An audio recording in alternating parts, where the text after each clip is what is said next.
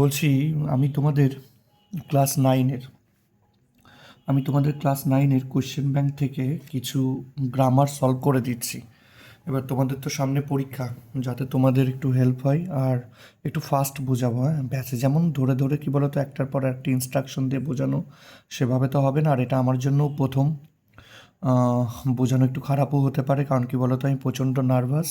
হয়তো এরকম আস্তে আস্তে বানাতে বানাতে কী হবে বলো তো একসময় ভালো করে শিখে যাব। তো চলো আমি একটু বলে দিই।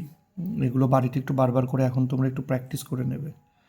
আর এগুলো কিন্তু তোমাদের এই যে নাইনের ফার্স্ট সামেটিভ বলো, সেকেন্ড সামেটিভ বলো, থার্ড সামেটিভ বলো, তিনটে পরীক্ষাতেই কি বলো তো একই সিলেবাস গ্রামারের। ওভাবে ঠিক গ্রামারের অতটা পার্থক্য নেই ফার্স্ট, সেকেন্ড আর থার্ডের।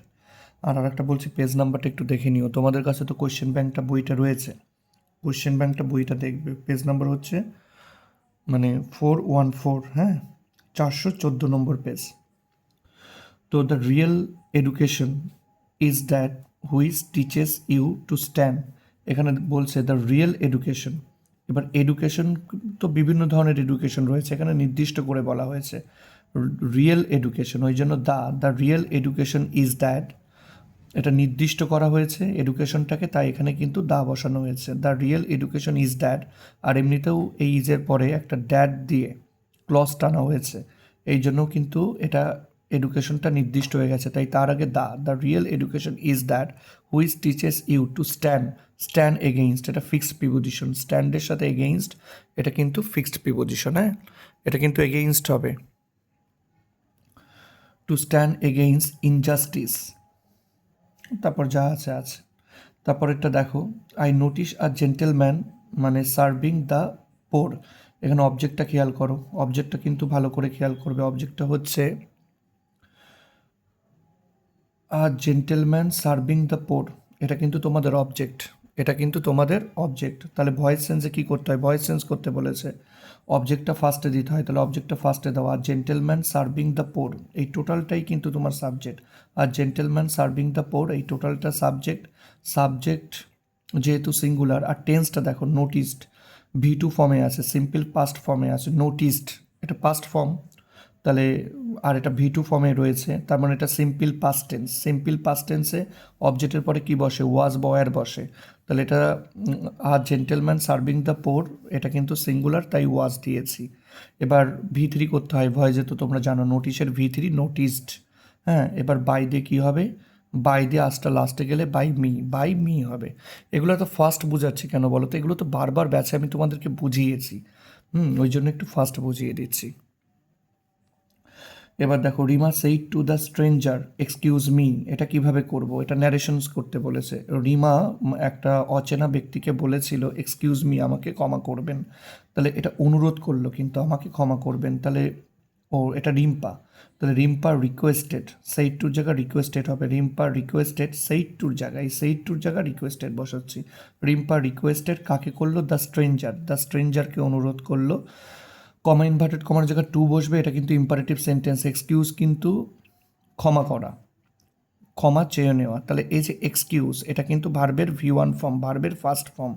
যেহেতু ভার্বের ফার্স্ট ফর্ম দিয়ে এই সেন্টেন্সটা শুরু হয়েছে, সেটা একটা ইম্পারেটিভ সেন্টেন্স। আর ইম্পারেটিভ সেন্টেন্সে আমি তো তোমাদেরকে বুঝিয়েছি, ইম্পারেটিভ সেন্টেন্সে কী হয়, কমা ইনভার্টেড কমার জায়গায় টু বসে, তাই এই যে টু এক্সকিউজ। এবার মিটা কাকে বোঝাচ্ছে, মিটা হচ্ছে রুম্পার নিজেকে বলছে, রুম্পার প্রোনাউন তো সি। রুম্পার নিজেকে মি বলছে, রুম্পার প্রোনাউন তো সি, কিন্তু মি যেহেতু অবজেক্টিভ প্রোনাউন, তাই হার হবে। এই যে হারটা এখানে আমি বসিয়ে দিয়েছি। তাহলে Rimpa requested the stranger two excuse হারটা এখানে বসানো, এরপরে ফুল স্টপ। 3 নম্বর, 3 নম্বর বলছে Durga Puja is the most coveted. Coveted মানে কি বলতো, আকাঙ্ক্ষিত।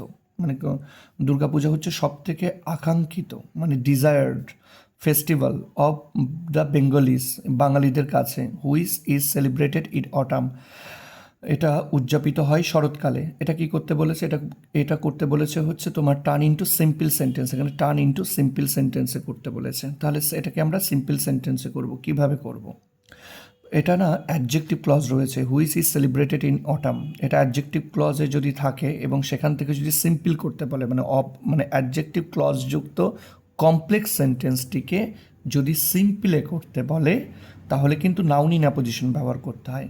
এবার তোমাকে দেখতে হবে এই হুইজটা কাকে বোঝাচ্ছে। হুইজ বোঝাচ্ছে দুর্গাপূজাকে। হুইজ কাকে বোঝাচ্ছে? দুর্গাপূজাকে। এই জন্য দুর্গাপূজার পরে একটা কমা দিয়ে নেব। দুর্গাপূজা কমা, কমা দেবার ইনফরমেশন কী? ইনফরমেশন দেখো এখানে দ্য মোস্ট মানে coveted festival of Bengalis information is celebrated in অটামো ইনফরমেশন। যে কোনো একটা ইনফরমেশন আগে বসিয়ে নাও ইজকে ছাড়া, মানে ভারকে ছাড়া। দুর্গাপূজা কমা দিয়ে লিখবো দ্য মোস্ট কভেটেড, এই যেখান থেকে লিখেছে, হ্যাঁ ইজ কিন্তু লিখিনি, ভালো করে খেয়াল করবে। নাউন ইন অ্যাপোজিশন, এটা নাউন ইন অ্যাপোজিশন। এখানে কিন্তু তোমার হচ্ছে দুর্গাপূজার পরে কমা হবে। দুর্গাপূজা কমা দিয়ে লিখবো the most coveted festival of Bengalis, এই বেঙ্গলিজের পরেও একটা কমা। তাহলে দেখো কী লিখেছি, দুর্গাপূজা কমা, কমা দিয়ে the most coveted festival of the Bengalis, বেঙ্গলির পরে কমা, কমা দিবার এখান থেকে এই ভার্ব থেকে। হুইজ কিন্তু ব্যবহার করা যাবে না, হুইজ দিলে তো কমপ্লেক্স সেন্টেন্স হয়ে যাবে, কারণ হুইজটা হচ্ছে সাবঅর্ডিনেট ক্লজ। তাহলে এখান থেকে হবে ভার্ব থেকে, এই কমার পরে ভার্ব থেকে হবে is celebrated in autumn, full stop. একটা কথা বলি এবারে, অটাম বানান এখানে একটু দেখে নিও, এখানে অটাম বানান রয়েছে, এভাবে দেখে নিও। এবার একটা কথা বলি, এটা তুমি চাইলে সেলিব্রেটেড ইন অটামও আগে লিখতে পারতে, তাহলে এরকম হতো দুর্গাপূজা কমা দিয়ে হতো সেলিব্রেটেড ইন অটাম, অটামের পরে কমা দিয়ে এখান থেকে লিখতাম is the most coveted festival of Bengalis, এইভাবেও হতো। এবার তারপরে দেখো পরেরটা কি করব বলো তো। পরেরটাকে বলেছে তোমার হচ্ছে অ্যাডভার্বিয়াল ক্লজ করতে, অ্যাডভার্বিয়াল ক্লজ। তাহলে এখানে প্রথমে পড়ে নাও, our school has install smart board, আমাদের স্কুল ইনস্টল করেছে একটা smart board. It wants to provide quality education to the student, আমাদের স্কুল চেয়েছে কি বলতো একটা কোয়ালিটি এডুকেশন দিতে, বাচ্চাদেরকে কোয়ালিটি এডুকেশন দিতে। কোয়ালিটি এডুকেশন মিন একটু তোমার গুণমান, মানে গুণমান যাতে ভালো হয় এই ধরনের একটা শিক্ষা দিতে। এবার দেখো এটা কিন্তু রেজাল্ট, এটা কিন্তু কারণ। আওয়ার স্কুল হ্যাজ ইনস্টল মানে স্মার্ট বোর্ড, এটা এই কারণে কি হয়েছে, মানে এটা কি জন্য, ইট wants to provide quality education to the student, মানে এই স্কুলটা চাই মানে মানসম্মত, মানে মানসম্মত শিক্ষা দিতে স্টুডেন্টদেরকে। তাহলে এটা সো দ্যাট দিয়ে করো, সো দ্যাট মানে যাতে। তাহলে our school has install smart board এই পর্যন্ত লিখে নেবে। Hour school has install smart board লিখে নেবে, কিন্তু এখানে ফুল স্টপ ছিল, ফুল স্টপের জায়গা সো দ্যাট, ফুল স্টপ কিন্তু হবে না, এই ফুল স্টপের জায়গা সো দ্যাট, যা চেঞ্জ হবে এখান থেকে ফুল স্টপের জায়গা সো দ্যাট কনজাংশন হিসেবে নিয়ে আসলাম। অ্যাডভার্বিয়াল ক্লজ বলেছে তাই সো দ্যাট নিয়ে আসলাম। সাবজেক্ট হিসেবে ইটই থাকবে, যেহেতু সো দ্যাট ইউজ করেছো তাই এটা মডাল ইউজ করবে এখানে। ইট ক্যান প্রোভাইড থেকে হবে it can provide quality education to the student. তাহলে our school has install smart board, full স্টপের জায়গা সো দ্যাট, তারপর হবে ইট ক্যানের জায়গা মানে ওয়ান্স টুর জায়গা আমরা ক্যান ইউজ করবো, ওয়ান্স টুর জায়গা ক্যান ইউজ করবো। ইট can provide quality education to the students. যদি তোমরা চাও বিকজ দে করতে পারো, ফুল স্টপের জায়গা খালি বিকজ দে দেবে হয়ে যাবে। Our school has install smart board because it wants, আমাদের স্কুলটা চাই টু প্রোভাইড দিতে quality education to the student. তুমি বিকজ দে করে দাও তাও হবে, সো দ্যাট দে করলে একটু বেশি অ্যাপ্রোপ্রিয়েট হয় আর কি। এবার দেখো কি বলতো, এটাকে বলেছে নাউন মানে underline the subordinate clause and state its kind, underline the subordinate clause and state its kind. তাহলে এটার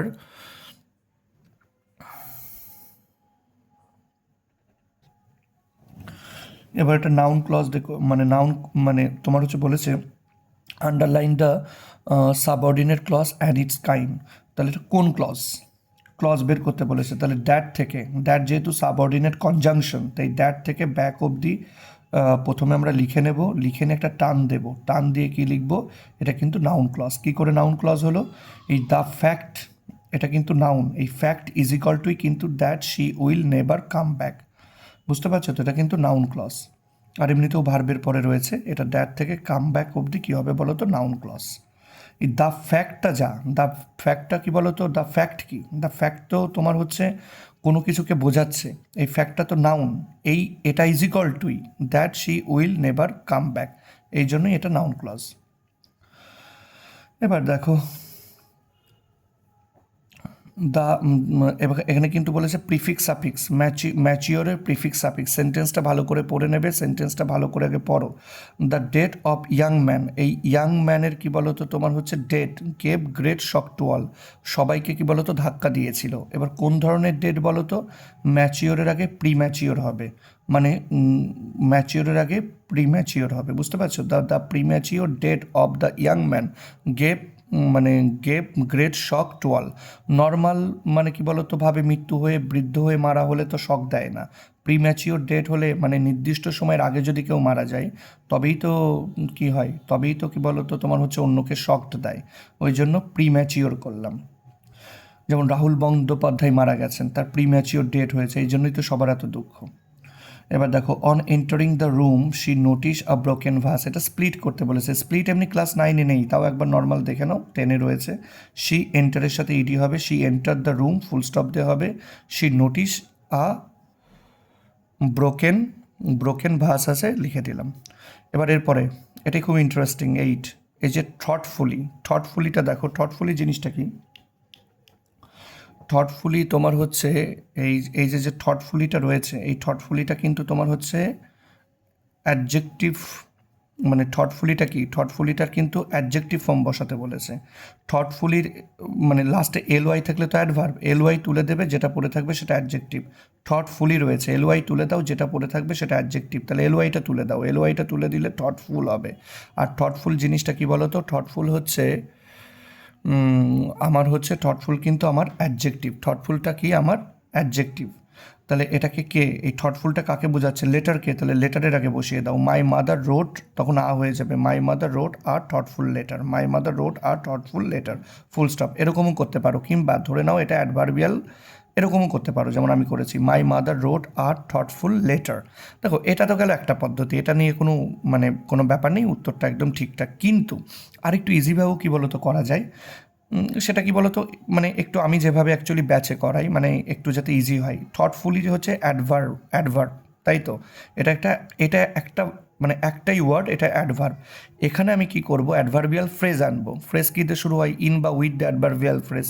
তাহলে ইন আ থটফুল ম্যানার করে দাও, মাই মাদার রোড দ্য লেটার হবে, তখন কিন্তু the letter, my mother wrote the letter in a thoughtful manner হয়ে যাবে। থটফুলির জায়গায় কী হবে, in a thoughtful manner, full stop. এখানে কিছু ফ্রেজাল ভাব রয়েছে, কি বলতো, ফ্রেজাল ভাবগুলো একটু ভালো করে দেখে নাও। টেক আফটার মানে কিন্তু সাদৃশ্য হওয়া, যাকে তোমরা রিসেম্বল বলো। টেক আফটার মানে সাদৃশ্য হওয়া। লুক আফটার মানে দেখাশোনা করা। এগুলো কিন্তু খাতায় আগে লিখে নেবে। টেক আফটার মানে কি, সাদৃশ্য হওয়া। লুক আফটার মানে দেখাশোনা করা। টেক অ্যাবাক মানে কি বলতো, হঠাৎ অবাক হয়ে যাওয়া। টেক অ্যাবাক মানে হঠাৎ অবাক হয়ে যাওয়া। এখানে সিএর ওয়ানটা কী বলেছে, এগুলোর বাংলা মানে খাতায় লিখে নিয়ে একটু মুখস্থ করে নাও। They were surprise hearing the news, ওয়ারের পরে V3 আছে, প্যাসিভ ভয়েস, এটা কিন্তু V3 ফর্ম। তাহলে সারপ্রাইজের যে ফ্রেজাল ভাবটা হবে তারও V3 ফর্ম করব। সারপ্রাইজ মানে কি, টেক অ্যাবাক। সারপ্রাইজ মানে কি, বিস্মিত হওয়া, অবাক হওয়া। টেক অ্যাবাক মানে কি, বিস্মিত হওয়া, অবাক হওয়া। তাই এখানে টেক অ্যাবাক বসবে, কিন্তু যেহেতু ওয়ারের পরে আছে, এটা যেহেতু V3-তে আছে, তাই টেক অ্যাবাকের V3 কী হবে, টেকেন অ্যাবাক। হ্যাঁ, টেকেন অ্যাবাক হবে, কিন্তু টেকেন অ্যাবাক, দেখো লিখে দিয়েছে টেকেন অ্যাবাক। এবার রিসেম্বলের সাথে দেখো এস রয়েছে, আর টেক আফটার মানেও তো রিসেম্বল, সাদৃশ্য হওয়া, তাহলে টেকের সাথেও এস দিয়ে লিখতে হবে। এরকমভাবে টেক লিখে টেকের সাথে এস দিয়ে টেক্স আফটার লিখে দিতে হবে, এই যে যেমনভাবে টেক্স আফটার লিখে দিয়েছি। তাহলে এইভাবে কিন্তু বারবার করে কি বলো তো, তোমরা এগুলো বারবার করে প্র্যাকটিস করো, আমি পরপর কতগুলো দিতে থাকবো। এবার এগুলো বারবার করে প্র্যাকটিস করলে কি হবে, তোমাদের মানে নিজেদের কোয়ালিটিটা একটু বাড়বে। হ্যাঁ, পরীক্ষার আগে এগুলো বারবার করে দেখে নাও। আর এটা কিন্তু শুধু 9 না, 10-এর জন্য অ্যাপ্রোপ্রিয়েট, এটা 9-এর 414 নম্বর কোয়েশ্চেন ব্যাংকের 414 নম্বর পেজটাতে রয়েছে। 10-এর বাচ্চা হও, সে মানে 9-এ পড়ো বা 10-এ পড়ো, একই গ্রামার, কোনো পার্থক্য নেই। 10-এর বাচ্চারাও কি বলো তো বেশি করে প্র্যাকটিস করো।